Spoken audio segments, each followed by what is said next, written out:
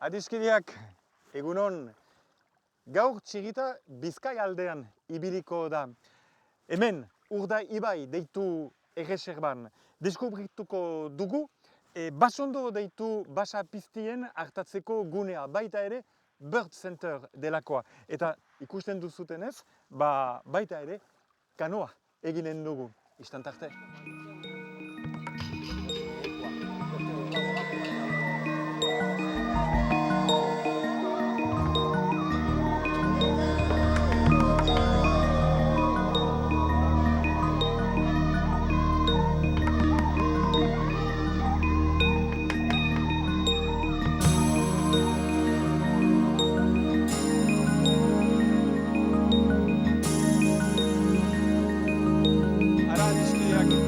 Kanoa utzita, gero berriz hartuko baitugu, baina oaintxe Urdai ibai Bird Centererat goaz.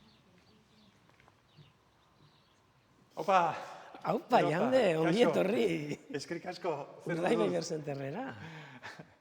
Aireportu bat, Hegaztien nazioarteko aireportu batetara sartu zarete. Ikusten duzu zelako irudiak eta ditugun, eta hauxe da, hemen Urdaibaiko biosfera reserban gaudenez, ona etortzen dira, bai kanpotik, bai iparraldetik, bai hegoaldetik, hainbeste hegaldi desberdin gure hegaztienak. Eta hemen aireportu honetan eta gure pistetan gelditzen direnak, deskantsatzeko, atseden hartzeko edo elikatzeko. Beraz, hemen nazioarteko aireportu hegaztiena. Hurbiltuko gira, Bai, torri, gozen. Hor zinez ikusten baita, Bai, dela hau pasabide bat, ez da? Bai. Eta gu gaude hemen. Bai, Urdaibai. Euskal Herria. Bai, noski. Gaude, gainera, Europako igarobiderik garrantzitsuenetarikoan. Beraientzako ere, hegaz egiteko lekurik erresenak aurkitu behar dituzte. Eta hementxe, Pirinioen mendebaldetik eta Kantauri itsasoaren ekialdetik, igaratu zaizkigu Euskal Herri osotik, milaka eta milioika esango nuke hegazti, bai euren udako pasako lekuetatik, hegoaldeko lekuetara arte. Beraz, hemen leku zoragarria hegaztintzako.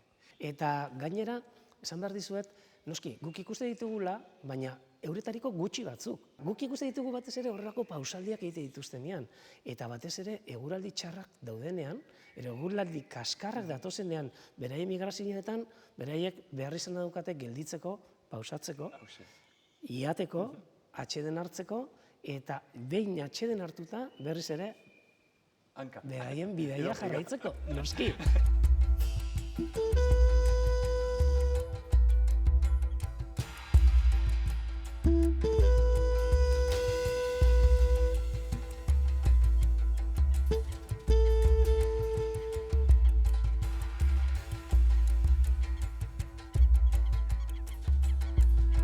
Mapa honetan ere, ikusten da, beste Bird Center edo txorigune, zeintzuekin harremanetan zaudeten? Hemen ikusten dituzuen izen guzti hauek eta leku toki guzti hauen izenak daude hementxe gure ibilbidean kokatuta. Eta beraiekin noski, elkartrukatze itzela handia daukagu bai.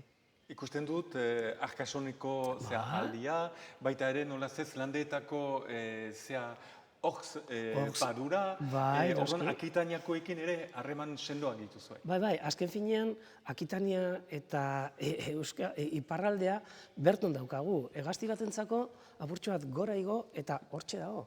Egunero dauzkagu horrelako datuak, bertan Akitanian Orksen egondan adibidez arrano arrantzale bat, bertan egun berdinean hemen ikustea, edo hemenik gertu ikustea ere. Beraz, hegaztientzako joan etorri bat, baino ez da. Guretzako naiz eta urrun egon. Hau da, Kantauriko kostaldetik orain dela 100 bat urte, desakeri zen harrapari mota ederra, arrano arrantzalea. Bikote hau, Afrikarat joaten oida, negua bertan, igaro dezan, baina bakotsak bere aldetik. Udaberrian, alere, berriz formatzen da bikotea ezen betirako baita. Emeak, landa izena dauka. Luar aldekoa da. Landeetan eman zuten eta handik Urdaibairat joan zen eta bertan plantatu bikotekidea aurkitu eta.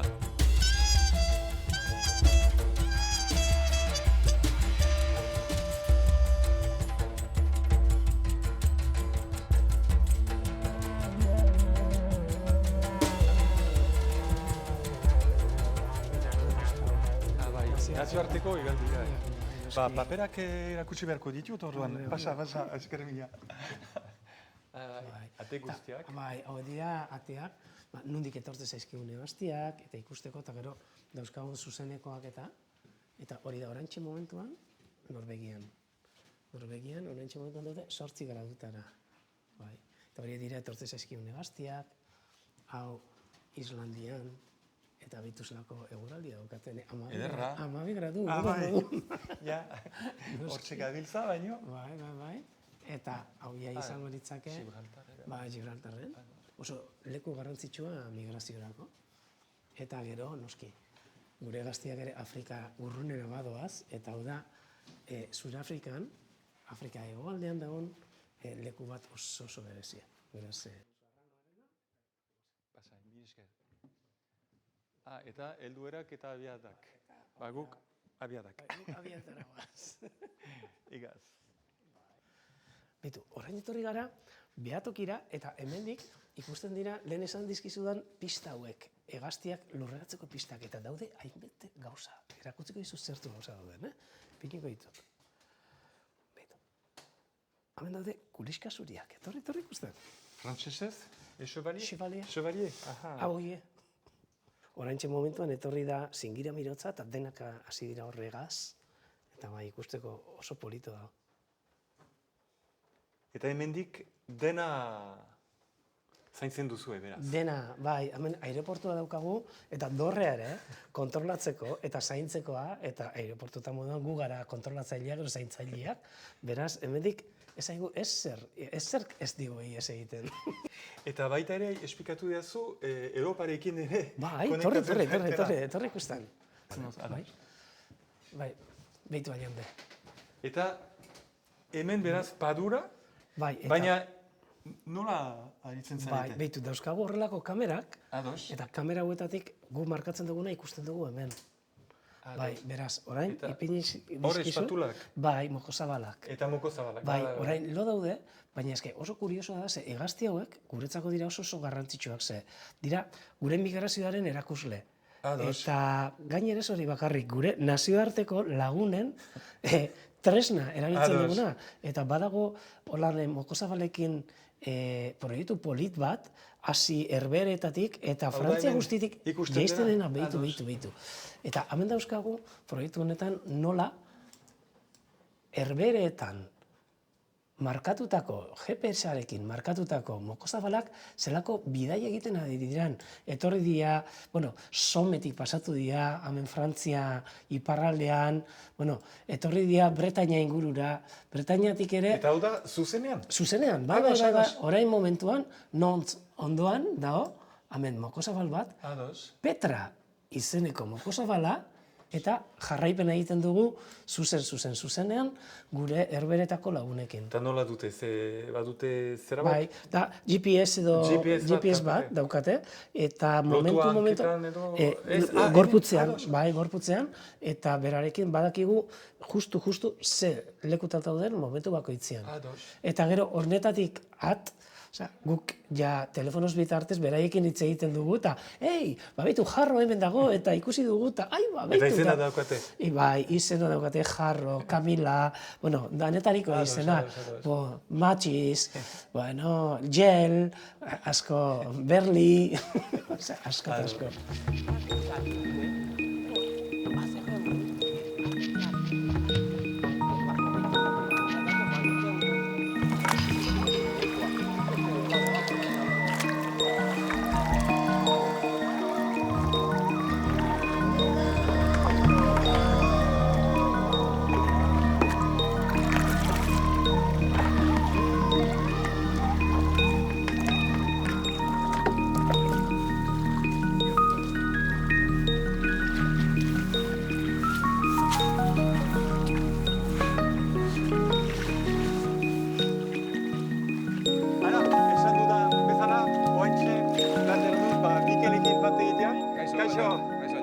Hogeita 5 urte eramaten duzu lan bat egiten, Laida Kanoak deitu enpresarekin, bazter ederraien deskubritzeko. Nola piztu zitzaizun ideia? Bueno, ni aurretik piraguista sale nintzen, eta zebez, laidan ondartzara etortzen nintzen, eta, bueno, beste amengo zaletasuna zan garai honetan Pirineotako erreketan jaitsiera egiten, suizida moduan, ez zegoen gidarik, ez zegoen ezer. Eta gero hemen Sella Asturiaseko erreka batean egiten zen nahikotxo, eta bueno, holan izan zen. Eta horren bitartez, diskubritzen aldugu, beraz, bazter eder hori, padura, Urda ibaien kokatua, baina zuk hautatu duzun modua da modu ezti bat, goxo bat, ibiltzeko. Bai, bueno, erremu egitea da Urdaibaiko bihotza ikustea beste ikuspuntutik batetik, uretatik. Normalean ikusten ez duguna. Beti baldin basoaz ertzeetan, hau bezalako pasabide polita hau Gernikatik dator, Laidar arte. Edo beste aldetik, Murueta, Busturia, Mundaka, baina justo gugoaz erditik. Ez alde batean, ez bestean. Justu erditik bietara joten. Eta txoriak deskubritzen, Bueno, txoriak batez ere ez da hainbeste ikusten, gainera txorizale, bueno, normalean garai hontan hobeto hemen goian ez ibiltzeaz, txoriak estresatzen dira. Ba, eskerrik asko, Mikel, zuri esker egin dugu bueltatxo bat eta oso ederra, ba, orain segituko dugu gure ibilbidea Urda ibai erreserban. Baso non gaude,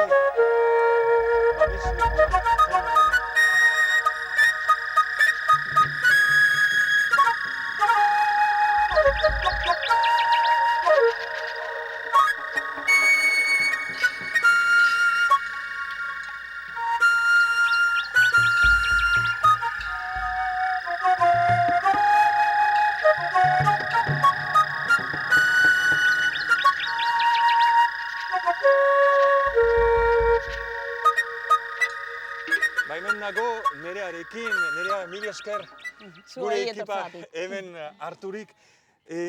Basondon gaude, beraz, zer da Basondo? Begira, Basondo da fauna basatearen babesleku bat. Guk esaten dugu beti, ikusi baduzu gure web horri, eta ez dala so bat. Zergaitik esaten dugu ez dala so bat. Base, guk ez dugu ataratzen animaliek naturatik eta ona ekartzen, bizimodu bat emoteko edo jenteak bizitatu alizateko.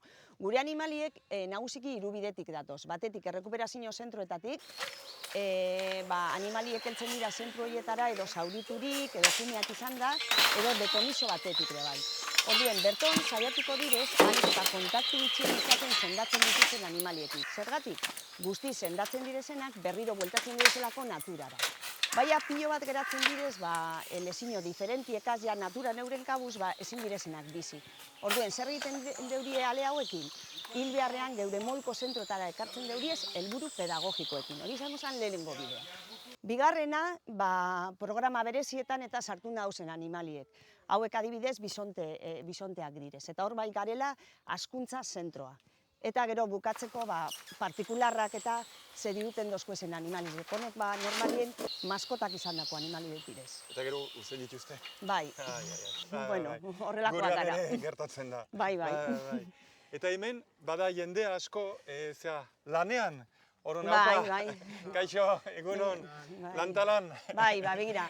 Hemen dugu Emilio, hau da gure langilea, eta Cristian. Cristian dago ikasten hemen, zerbitzu hori ere ematen dugu. Urtero, etortzen direz ikasleak gurera praktikak eitzen eta. Eta hori da, Cristian da. Ondo, Galiziatik etorritakoa, baina hemen daukagu. Ongi etorri, bienvenido. Bai. Ongi, suerte eta animo. Bai, lan handie da, eta lan handi egiten dute. Ederki, garte, agur.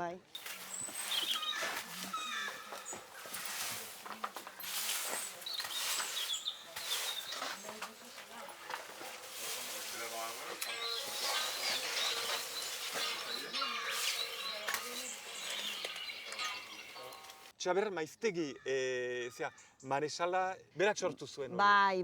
Baina sortu zuen ez hemen. Berak sortu zuen zentroa Garaien. Garai da Durango alboan dagoen auzo bat, eta hasi zen animaliak hartzen, errekuperatzen, eta bere kabuz. Baina, zoritxarrez, 54 urte hasi egin zen. Eta gero, bere aizpak hartu zuen testigua, eta zentro hau basondo egin zuen. Bere aizta ere albaitaria da, animali zalea, animali maitalea, eta berak eraiki zuen zentro hau. Eta handi, hemendik eta, ez dakit, 10 urte edo ja daramatzagu guk eroaten zentroa, kooperatiba bat sortu gendun, eta hemen txegauz. Ederki. Joango gera honuntza? Bai, oso ondo. Ederki.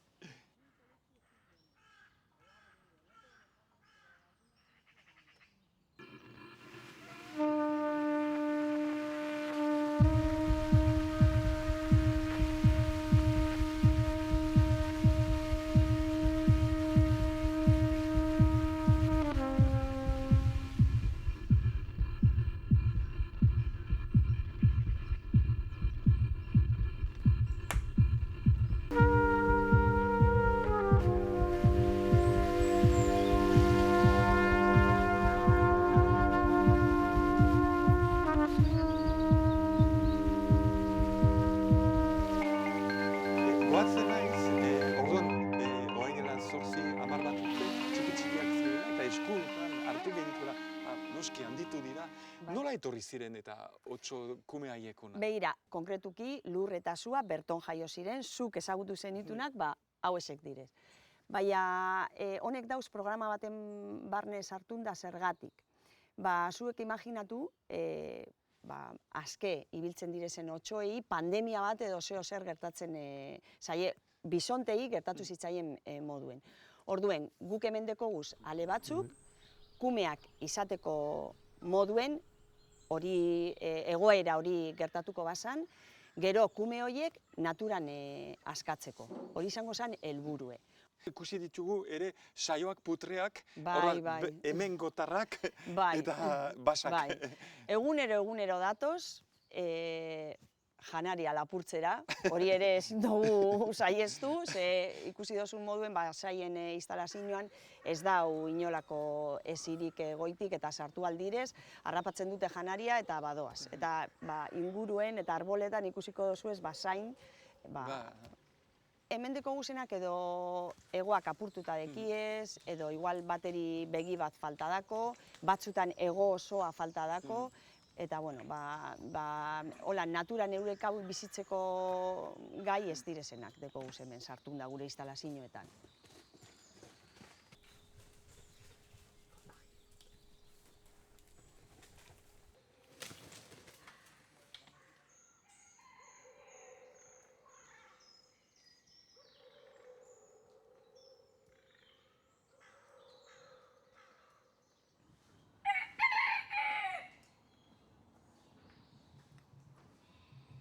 Bai, Nerea, zer dira eta pizti haiek eta zergaitik hain gozo diren ez dira bat ere basa?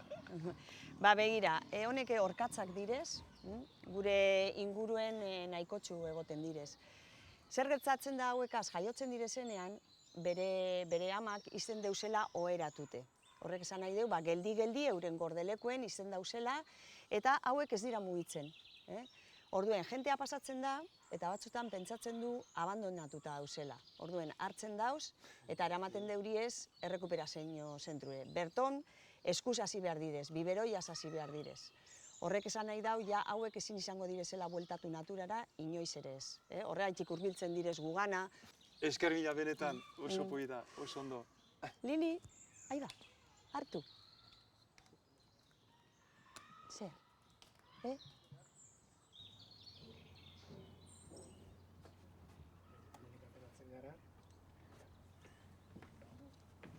Beste behatuki bat.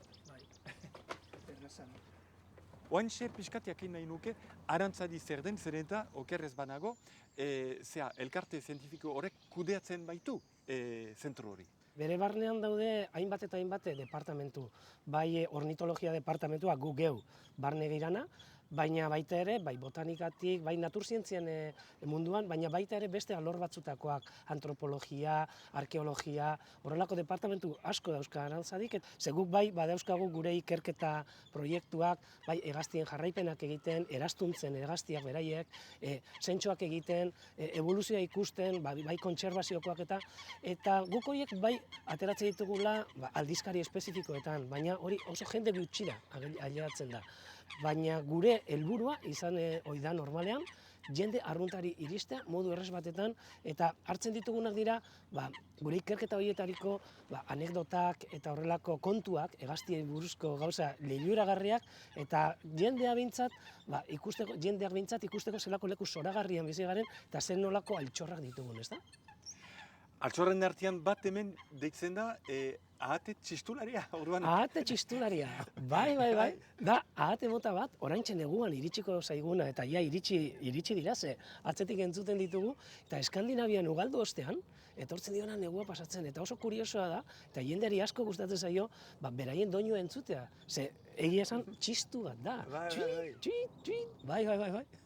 Eta guai, entzuten dugu, baina beste gazti bat. Beste gazkin bat, abioiak ere, beste pasatzen baita, Bilboko aireportua gertu izan da. Hemengo aireportuan beraz, esan duzun bezalaxe, 60 bat espezie badirela, tartean aipatu duguna. Baita ere, batzutan, beste gomita batzu dituzu ez da? Basurdeak eta azeriak.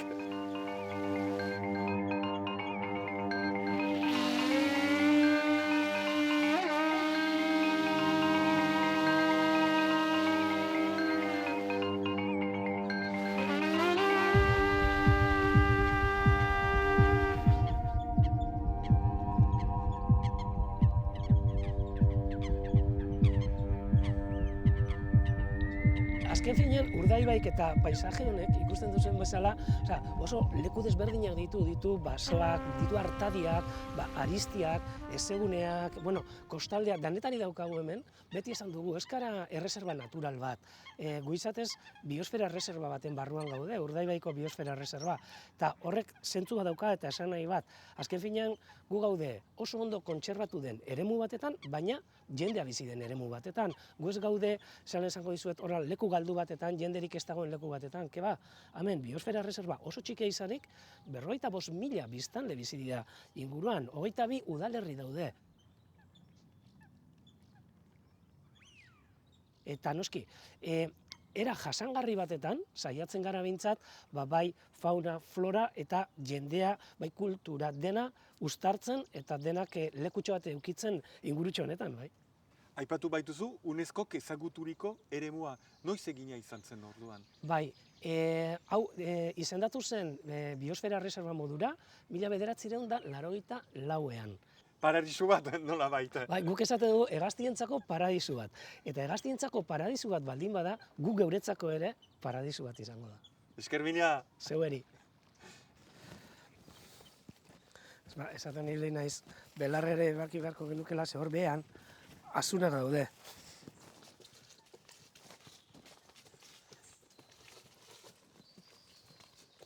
Tamen kontuz buruarekin, bai, kasu eginen.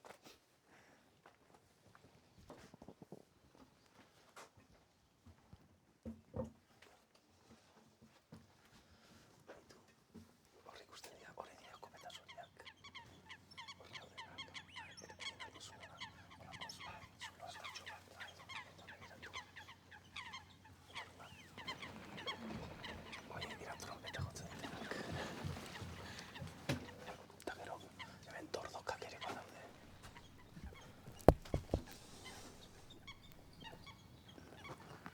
Edorta, Josaiarik, zure lankideak esaten zidan, hemen ikusi behar dela, baina baita ere Entzun. Oso garrantzitsua, ze hegaztien munduan gabiltzanok, bistatik eta bai egiten dugu asko, baina baita ere egin behar duguna da belarria. Belarria eta hegazti bakoitzak bere hizkuntza dauka. Eta guk ezagutu behar ditugu hizkuntza horiek. Eta ontsa entzuten den adibidez, txilinporta da. Eta hor entzuten da, hemen gertu da. Eta trompeta jotzaileak, kopeta zuriak, ahate txistulariak, dena daukate bere doinua eta bere hizkuntza noski.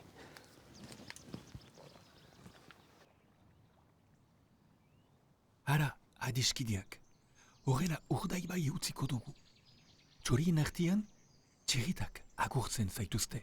Kasu eginez, txoriak txirritazalegi balide, arriskuan bailiteke gure maskota. Laster arte beraz. Eta izanuntza, aio!